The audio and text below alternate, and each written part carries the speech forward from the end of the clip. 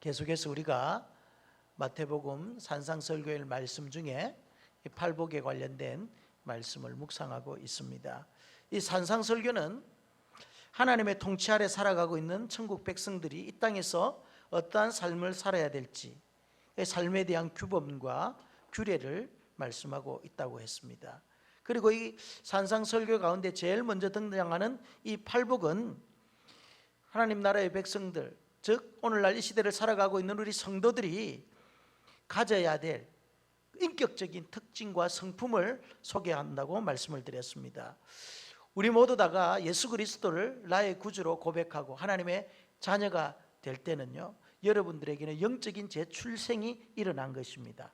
여러분들은 다 그리스도 안에서 새롭게 재창조된 자임을 믿으시기를 바랍니다. 그렇기 때문에 이제 그리스도 안에서 우리가 새로운 자가 되었다면은 내가 믿기 전에 가지고 있던 옛 가치, 구습을 따르는 옛 습성, 그리고 옛 삶의 스타일은 이제 벗어버려야 되는 거예요. 아멘? 새 사람이 되었다면은 새 옷을 입어야 될 거 아닙니까? 새 사람이 되었으면은 새 마음을 가져야 될 거 아닙니까? 새 사람이 되었다면은 이제 땅의 것을 추구하지 아니하고 하늘 것을 추구하면서 살아가는 그런 존재가 되었다는 말이죠. 그래서 골로새서 3장 1절에 뭐라고 말합니까? 너희가 그리스도와 함께 다시 살리심을 받았다면은 위의 것을 찾으라.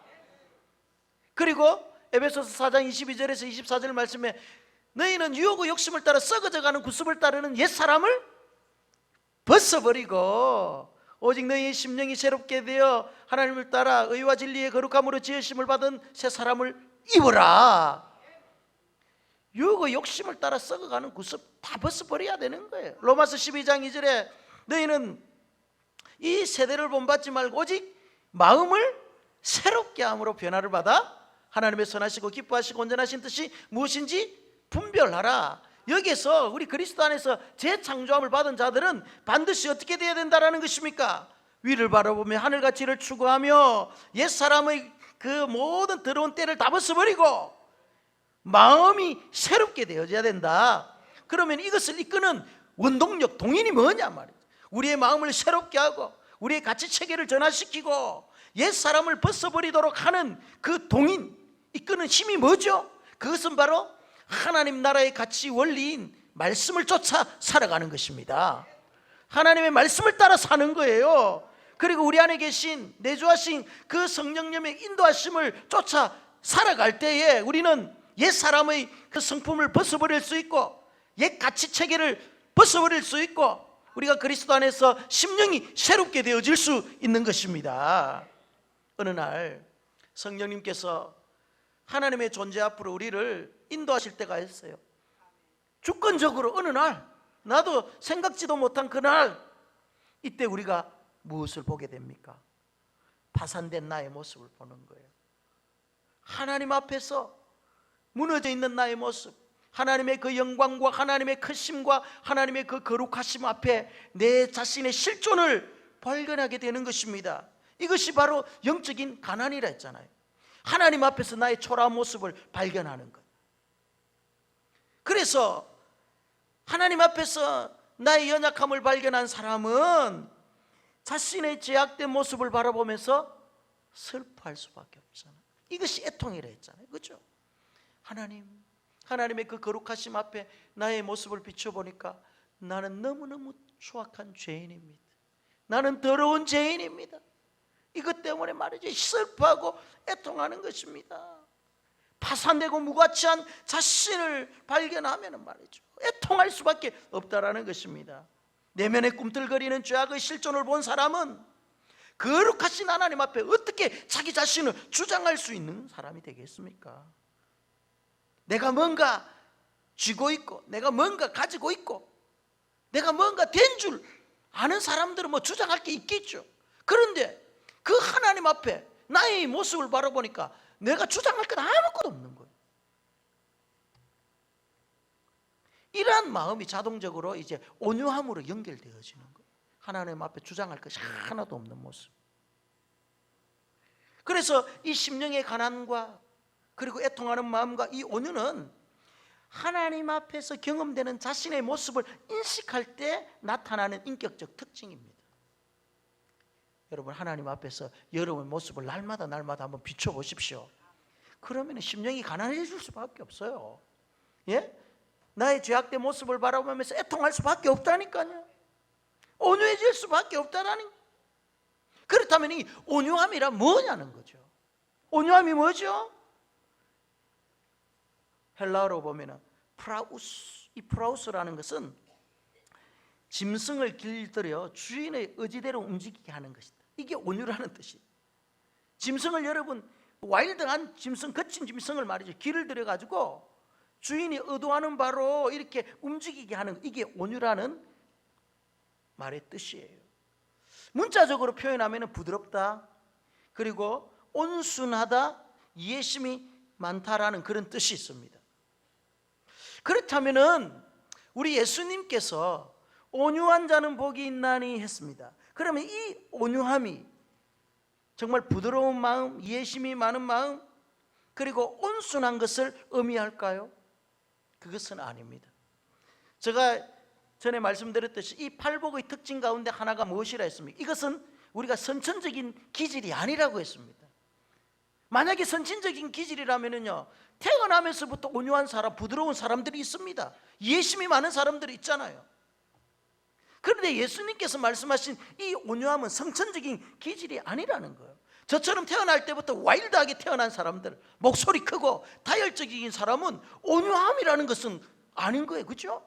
그런데 예수님께서 말씀하신 것은 그런 게 아니다. 선천적인 기질이 아니라는 것입니다.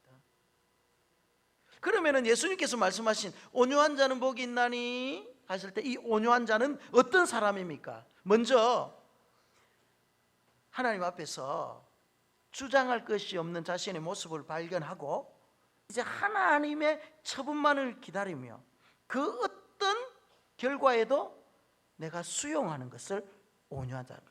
그러니까 여러분, 하나님께서 어느 날 우리의 삶 가운데 개입해 주셨습니다. 나의 뜻과 전혀 상관없이 하나님께서 어떤 일을 행하시고 거기에 대한 하나님의 뜻에 우리가 반응해야 되잖아요. 그것이 나의 의지와 상관없어요. 무조건 하나님의 뜻 앞에 내가 그냥 수용하는 거예요. 이것이 온유함이라는 거예요. 구약의 대표적인 인물이 있습니다.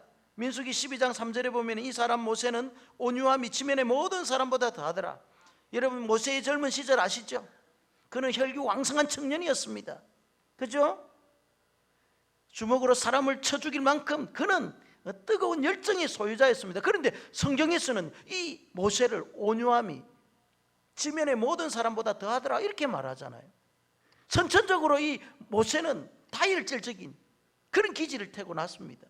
그런데 온유하다는 거예요. 그러면 이 말씀의 배경이 뭐냐? 어느 날 이 모세가 구스 여인 에디오피아, 여러분 에디오피아 아시죠? 이 에디오피아의 여인을 아내로 맞이하는 거예요. 그러다 보니까 그의 누이 미리암과 그의 형 아론이 막 비방하는 거예요. 네가 어찌 그럴 수 있나? 피부가 거무잡잡한 그런 구스 여인을 어떻게 너가 아내로 맞이할 수 있나? 이방 여인을 취함으로 순수한 그 혈통을 파괴했다라는 것. 이것은 그럴듯한 표면적인 비방이었고 진짜 이유는 모세의 영적 리더십에 도전하는 거였어요. 민수기 12장 2절에 보면은 그들이 이르되, 미리암과 아론이 이르되 여호와께서 모세와만 말씀하셨느냐? 우리와도 말씀하지 아니하였느냐? 니나 내나 다 똑같다. 니도 제사장이고 나도 제사장이고 니도 선지자고 나도 선지자다. 하나님께서 나에게도 말씀하셨다. 그런데 왜 너는 영적 리더십을 지금 독점하고 있느냐? 이렇게 비방을 한 거예요. 여러분 한번 생각해 보십시오. 피를 나눈 형제입니다. 형님 누나입니다. 그런데 그 형님 누나가 지금 영적 리더십에 도전하고 자신을 비방한다는 거예요. 얼마나 배신감이 들겠습니까? 이때 모세의 태도가 어떠했겠습니까? 형님 그럴 수 있습니까? 누님 그럴 수 있어요? 다른 사람이 그래도 형님이 그러면 안 되죠. 그래 하지 않았다는 거예요. 하나님 앞에 납작 엎드려 하나님의 처분만을 기다리는 거예요. 이것이 온유한 자의 모습입니다. 내가 주장할 것이 있고 내가 할 말이 있어도 하나님 앞에 그냥 엎드리는 거예요. 하나님의 처분을 기다리는 것입니다. 이것이 온유한 자입니다. 모세가 얼마나 할 말이 많았겠어요. 그런데 모세는 화를 내지 않았습니다. 침묵했습니다. 복수할 생각도 하지 않았습니다. 다만 하나님의 판단만을 기다렸던 것입니다. 그래서 여러분, 이 온유함이라는 것은요, 어떤 외적 반응에 대한 하나님의 온전하신 처분을 기다리며 그 결과에 순복하는 태도예요. 하나님께서 우리에게 어떤 처분을 내릴 때 반항하면 온유함이 아니에요. 하나님 어찌 그럴 수 있습니까? 하는 분도 있잖아요. 하나님, 내가 이렇게 정말 열심히 신앙생활하고 부족한 것 없이 내가 잘했는데 하나님 어떻게 나에게 이와 같은 일을 할 수가 있습니까? 이런 일들이 일어날 수 있습니까? 이 온유함이 아니에요. 하나님 처분에 맡기는 거예요. 이때 하나님께서 어떻게 했습니까? 모세는 온유함이 지면의 모든 사람보다, 이전에는 성하더라, 이 성자, 이길 성자거든. 다 모든 지면에 있는 사람보다 모세의 온유함이 더 이겼다 이 말이에요. 더 강했다는 거예요. 모세의 손을 들어주셨습니다. 그런데 여기서 한 가지 더 나가면은 영적 리더십에 도전한 이 미리암에 대한, 아론에 대한 모세의 중보 기도가 있습니다. 13절에 보면은 모세가 여호와께 부르짖어 이르되 하나님이여 원하건대 그를 고쳐 주옵소서. 여러분, 자기를 막 비방했던 사람이에요. 세상 사람 같으면 원수예요. 그런데 모세는요, 하나님께 자신을 향해 손가락질하고 비난을 퍼부었던 자들을 어떻게 합니까? 용서해 달라는 거예요. 어느 누군가가 당신들을 향해서, 여러분들을 향해서 여러분의 잘못 막 들춰내고 여러분들을 비방하고 수군거릴 때 여러분 그들을 위해서 중보하며 기도하며 용서해 줄 수 있습니까? 그렇게 아직 안 되면 아직까지 여러분 온유함이 좀 부족한 거예요.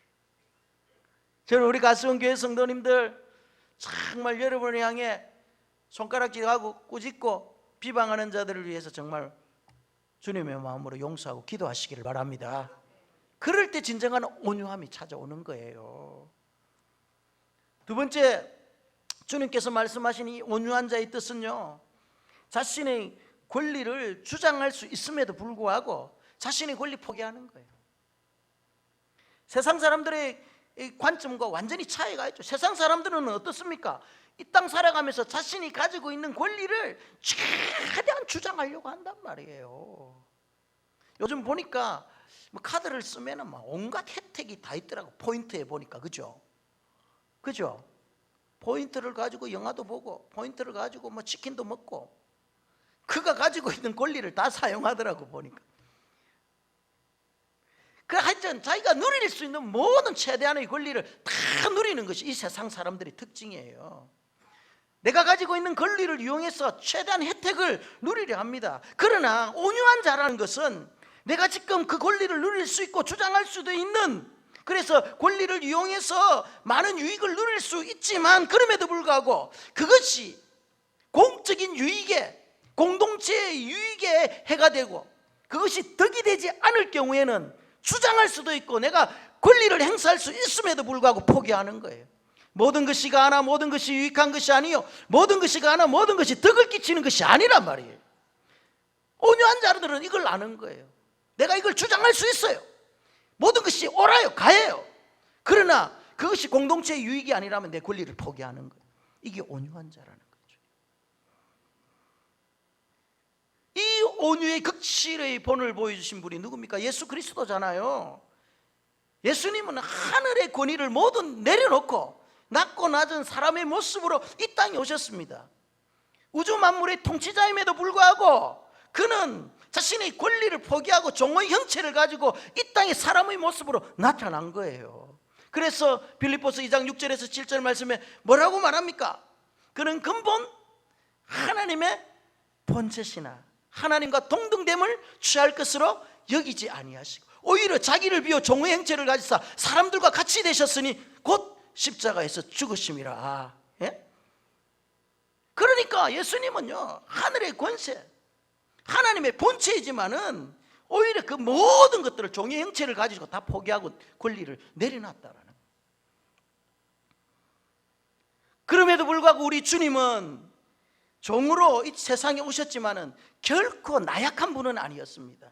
여러분, 권리를 포기한다고 해서 나약하고 부족하고 연약한 자라고 생각하면 아니 됩니다. 여러분, 온유함이 힘이 없는 것을 말합니까? 온유함이 나약한 것을 말합니까?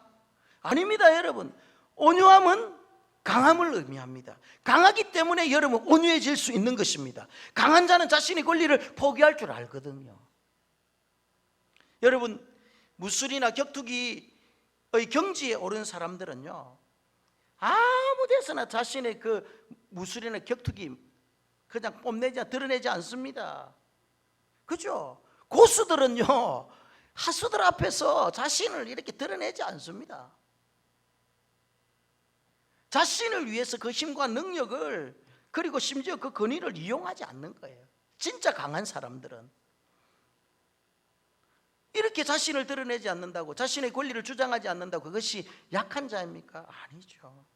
예수님은 온유하신 분입니다. 스스로가 나는 온유하고 겸손하니, 마태복음 11장 28절에 그렇게 말씀하셨습니다.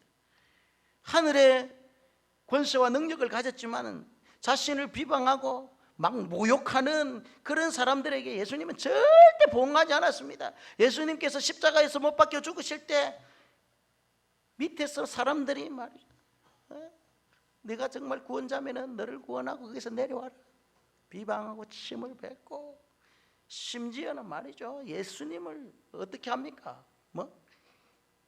모욕하고 침을 뱉는 그런 일들이 막 일어났잖아요. 이때 예수님께서 만약에 열받으셔가지고 그래 한번 내려볼게 하고 내렸으면 어떻게 되겠어요? 온유한 게 아니에요. 그거는. 그러니까 자신을 비방하고 모욕하는 자들에게 예수님께서는 얼마든지 내려오셔서 자신의 구원자임을 그렇게 보여줄 수 있었겠지만은 절대 보응하지 않는 거예요. 한번 두고 봐라, 이렇게 말이죠. 보응하지 않는 거예요. 자기를 십자가에 못 박는 사람들 향해 아버지 저들을 사하여 주옵소서, 자기들이 아는 것을 알지 못합니다. 오히려 중보기도 하잖아요. 모세가 그를 비방했던 미리암을 회복시키기 위해서 하나님 앞에 중보기도 하듯이 예수님도 말이죠, 자신을 향해 못 박는 저 무리들을 향해서 주님 아버지 저들을 용서해달라고 이렇게 기도하죠. 이것이 진정한 온유입니다. 여러분, 예수님은 자신의 유익을 위해서 화를 내지 않았습니다. 예수님은 자신의 것들을 이루기 위해서 분노하지 않았습니다. 비록 자신을 향해 침을 뱉고 나사렛 촌놈이라 비방할 때도 예수님은 침묵하셨습니다. 온유로 일관하셨습니다. 그러나 예수님께서 항상 침묵만 하신 분은 아니에요. 침묵만이 온유가 아니에요. 자신을 포기하는 것만이 온유가 아니라니까요. 당시 사회적 불의와 종교적 타락에 대해서는 거룩한 분노를 나타내신 분이 우리 예수님이에요. 만민이 기도하는 집 성전뜰에서 기득권의 세력들과 결탁하여 장사하는 사람들, 경건을 역의 재료로 삼는 많은 사람들을 향해 예수님께서는 호통하는 거예요. 상을 둘러엎으시고 회초리를 치시며 그들을 쫓아내신다니까. 여러분, 이것이 온유의 모습이에요. 우리가 생각하는 온유와는 완전히 다르잖아요. 그런데 그 온유는 거룩한 분노라는 것입니다. 예수님은 하나님을 두려워하지 아니하고 불쌍한 백성들을 멸망의 길로 인도했던 그 당시의 기득권자들, 종교 지도자들, 바리새인들과 서기관들에게 뭐라고 말씀하십니까? 독사의 자식들이라 거룩한 분노를 가지고 그들을 꾸짖은 거예요. 그래서 주님은 온유하셨지만은 그와 같이 나약한 분은 아니었어요. 불의 앞에 침묵하는 분이 아니었습니다. 불의에 대해서 거세게 우리 주님께서는 대항하시고, 그래서 여러분이 기독교인들은요, 불의 앞에 침묵하는 사람들이 아니에요. 이것이 분명히 하나님의 말씀에 반대하는 일이에요. 이것은 옳은 것이 아니에요. 분명한 기준에 의해서 벗어난 것들, 불이한 것들, 여기에 대해서는요 침묵하면 안 돼요. 오히려 그에 대해서 아닌 것은 노라고 말할 수 있는 자가 온유한 자라니까. 온유한 자. 우리 가수원교회 성도님들, 불의에 대해서 노할 줄 아는 그런 자가 되기를 주님의 이름으로 축원합니다. 온유함이 부당한 외적 반응에 대한 하나님의 처분을 기다리고 순복하는 태도이며, 주장하고 누릴 수 있는 자신의 권리를 공적인 유익을 위해서, 공동체의 유익을 위해서 포기하는 성향이라고 저는 말씀을 드렸습니다. 이러한 삶의 모습과 태도는 어떻게 형성되어집니까? 우리가 여러분 열심히 수행하면 됩니까? 훈련하면 이와 같은 우리의 마음 상태가 이루어집니까? 아닙니다, 여러분. 절대 여러분 훈련한다고 해서 되는 것이 아니에요. 온유함이라는 것은요, 하나님 앞에서 자신의 존재를 인식하지 않고서는 절대 형성될 수 없는 성품입니다. 하나님 앞에서 내가 하나님의 존재를 바라보지 못하면은요, 이와 같은 성향이 나타날 수가 없습니다. 하나님의 처분을 어떻게 기다릴 수 있겠습니까? 하나님의 뜻 앞에 내가 어떻게 여러분 순복하는 태도를 가질 수 있겠습니까? 내가 어떻게 내가 가지고 있는 그 권리들과 내가 가지고 있는 권리를 내려놓을 수 있겠습니까? 하나님의 존재 앞에 서지 못하면 이런 일들이 일어날 수가 없습니다. 아무리 내가 노력하고 수양을 쌓아도 그것은 될 수 없는 일들이에요. 우리 안에는 여러분 잘못하면 언제든지 폭발 가능한 분노라는 시한폭탄이 들어있습니다. 그런데 우리의 힘으로는 이 시한폭탄을 제어할 수 없는 거죠. 우리의 힘으로 제어할 수 없기 때문에 언젠가는 이 분노의 시한폭탄은 폭발할 수밖에 없습니다. 그러면은 무엇이 우리의 감정과 우리의 분노를 통제하고 제어할 수 있겠습니까? 그것은 바로 성령의 능력이 우리 가운데 역사할 때, 우리 안에 있는 분노의 시한폭탄, 우리의 그릇된 감정을 통제하고 제어할 수 있는 것입니다.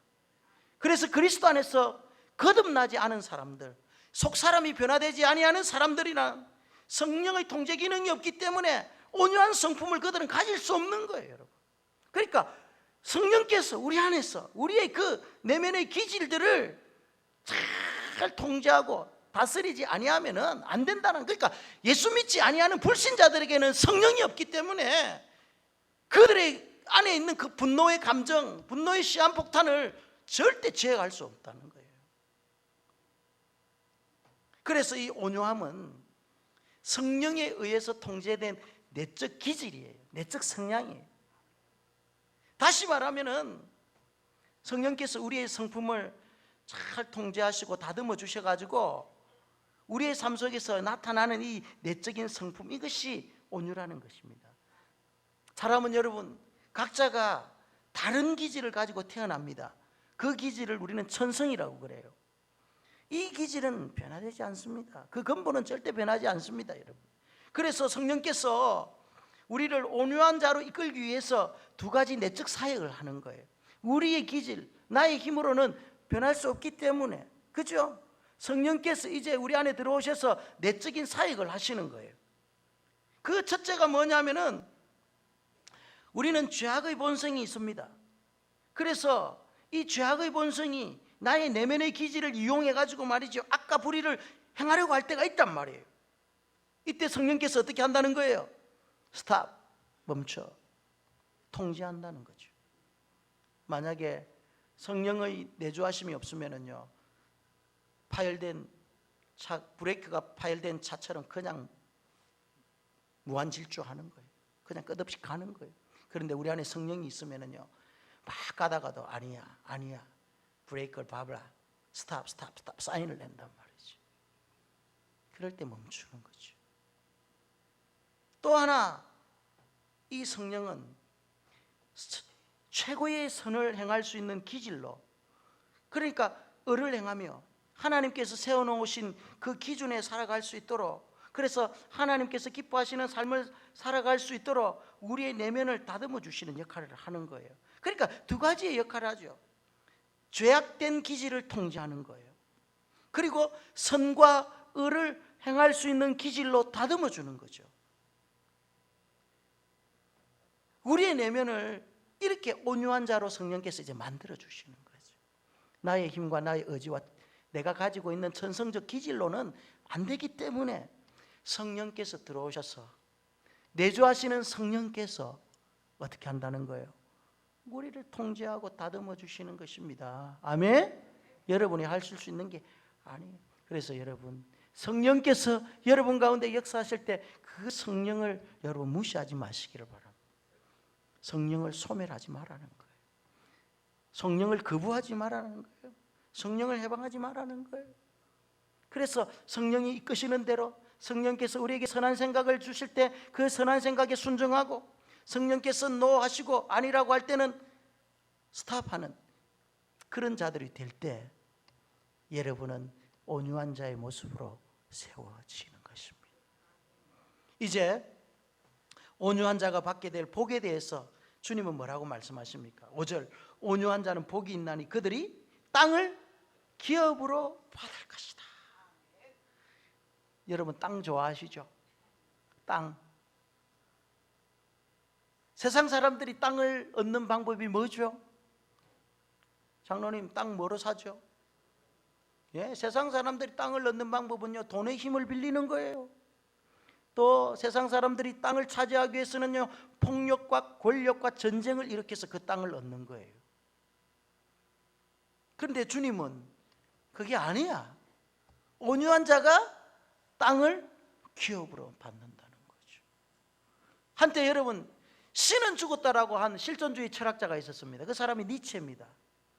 이 니체는 예수님께서 말씀하신 온유한 자는 복이 있나니 저희가 땅을 유업으로 받을 것이며, 이 말에 정면적으로 도전한 사람이다. 온유를 가리켜서 약자의 덕목이다, 노예의 덕이지 강자의 덕이 아니라고 비웃었던 사람이 니체였습니다.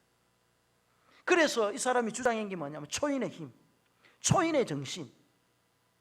한마디로 슈퍼맨의 정신을 가진 자가 세상을 이길 수 있고 세상을 정복할 수 있다라고 말했습니다. 그런데 여러분, 이 초인의 힘을 강조했던 니체의 최후가 어떻습니까? 정신분열증을 앓다가 어디에서 죽은 줄도 모르고 날아가고. 그런데 불행하게도 니체의 철학에 맹신하고 그것을 정치에 활용했던 마치 미치광이와 같은 광인이 있었습니다. 그 사람이 바로 히틀러.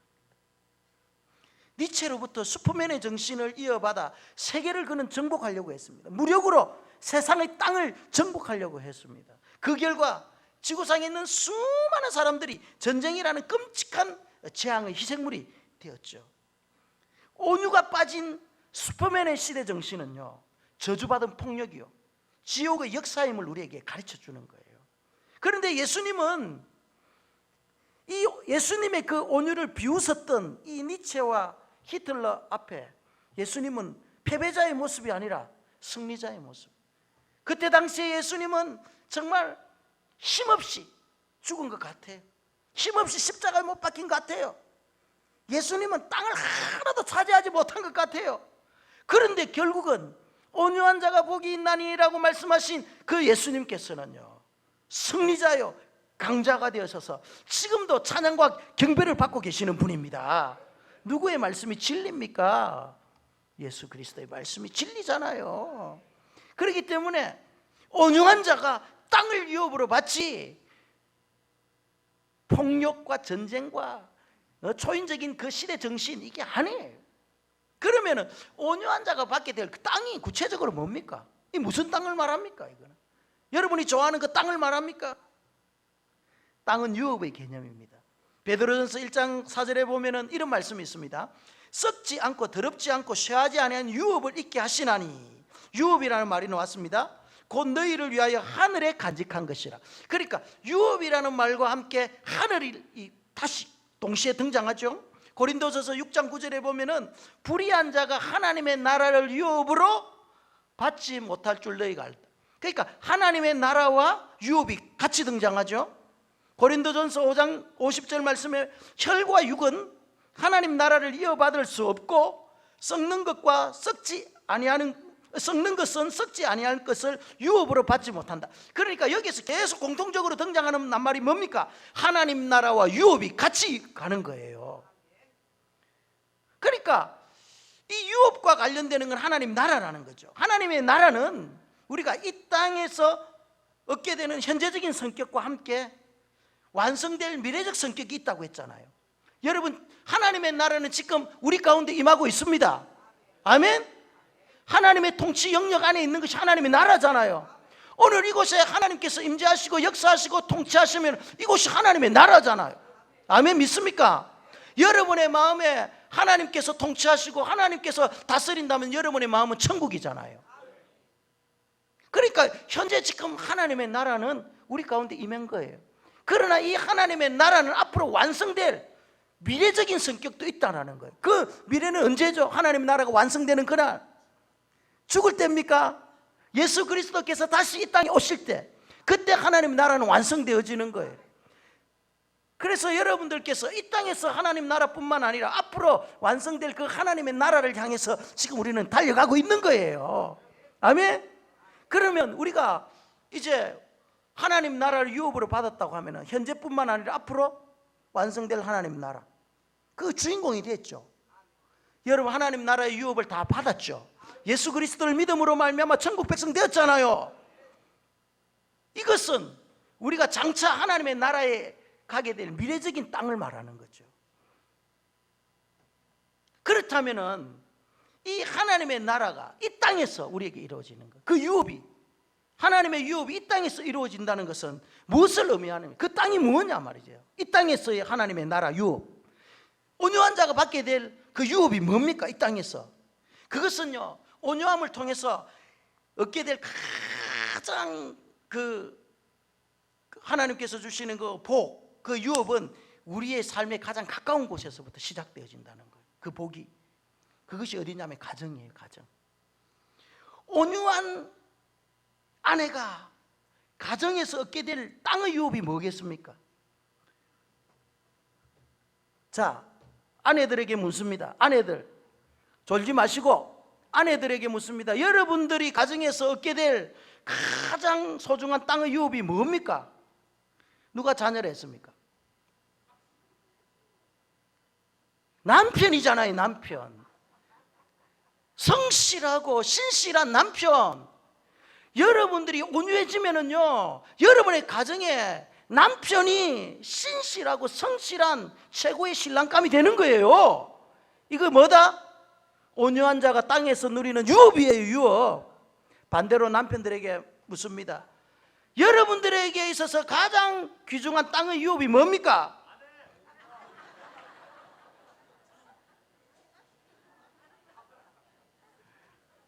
말은 잘하시네. 맞습니다, 여러분. 진짜 남편에게 있어서 가장 복된 그 땅의 유업은요, 정말 현숙하고 지혜로운 아내입니다. 자식은 둘째라니까요. 우리의 가정에서 부부가 하나님 앞에 온유해지잖아요. 그러면은 가정에서 하나님께 주시는 가장 좋은 유업이 뭡니까? 그게 자식이잖아요. 자식.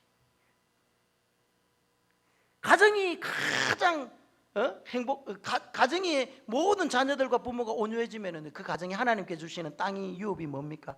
행복이잖아요. 이제 직장으로 넘어가 볼까요? 직장에서 직장 상사, 부장, 과장이 정말 말씀의 원리대로 온유해졌잖아요.